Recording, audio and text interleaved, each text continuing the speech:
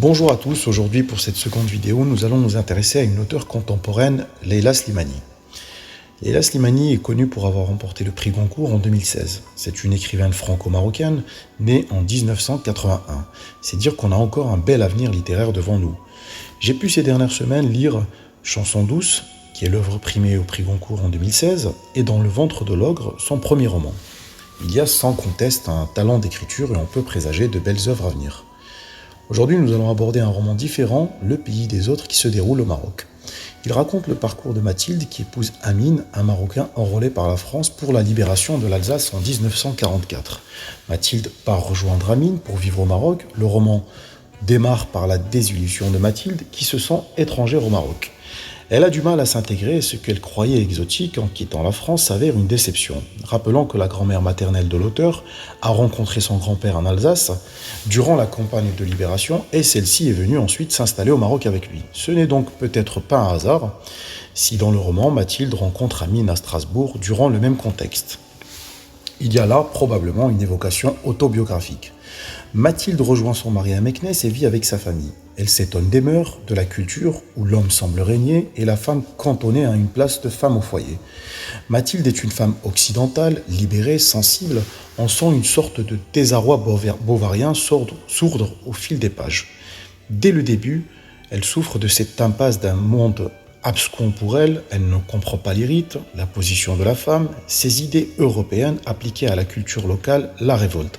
Elle se sent incomprise et son mari ne la rassure pas. Il la trouve mièvre.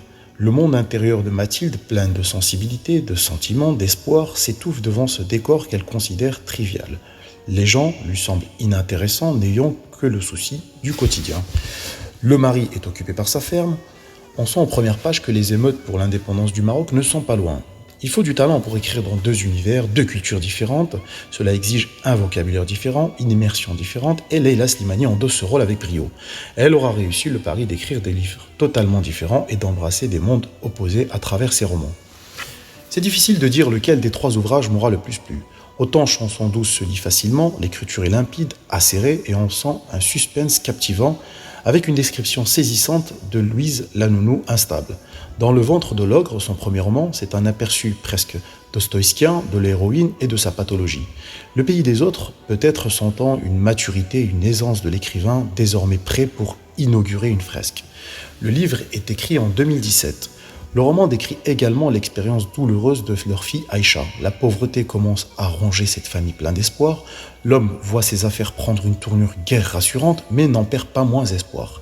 Selma, la belle-sœur de Mathilde, rêve d'Europe, d'indépendance, elle rêve de s'extirper des traditions. Elle rêve tout simplement de liberté.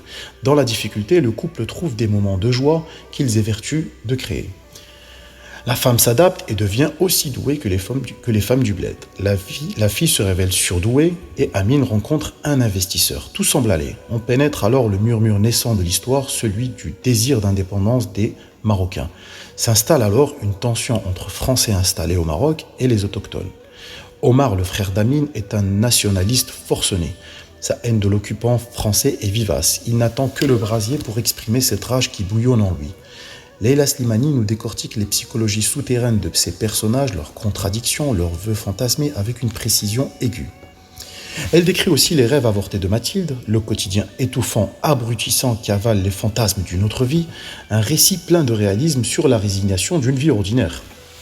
À travers les frères est évoqué l'honneur envahissant des traditions. Amine découvre une photo de sa sœur avec un homme chez un photographe et sent son honneur bafoué. Il force alors sa sœur à un mariage pour préserver son honneur. Ces événements avancent en même temps que la révolution d'indépendance à laquelle assistent terrorisés le couple et leurs proches. Ce livre est censé être une saga familiale, une trilogie. On a donc hâte de voir le rôle qu'on devine majeur de la fille Aïcha, certainement dans le second volet. L'entreprise d'Amine a-t-elle porté ses fruits?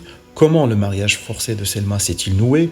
Autant de questions auxquelles Leila Slimani répondra certainement dans les futurs ouvrages.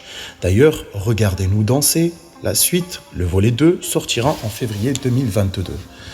En définitive, on peut ne pas être d'accord avec la vision de la société marocaine de l'auteur, lui reprocher peut-être une vision trop occidentale, il n'en reste pas moins qu'une démarche d'honnêteté intellectuelle voudrait qu'on ne nie pas des réalités indigestes comme le mariage forcé. Chaque culture est riche, différente, et le regard qu'on porte est toujours biaisé par la foi que chacun a dans la culture en laquelle il croit. Ces différences évoquées, si l'on parle de littérature, c'est un beau défi qu'a relevé l'auteur en s'attaquant à une fresque. Il faut rappeler que tout grand écrivain a sa fresque, Thomas Mann et les Buddenbrook, Gabriel Garcia Marquez et ses 100 ans de solitude, et évidemment on ne peut ne pas s'empêcher de penser aux grandes fresques de Balzac et Zola. Aussi bravo à cet auteur qui a encore beaucoup à apporter au monde de la littérature. Merci à tous, j'espère que vous aurez apprécié cette seconde vidéo. N'hésitez pas à émettre des suggestions et à très bientôt pour une autre analyse.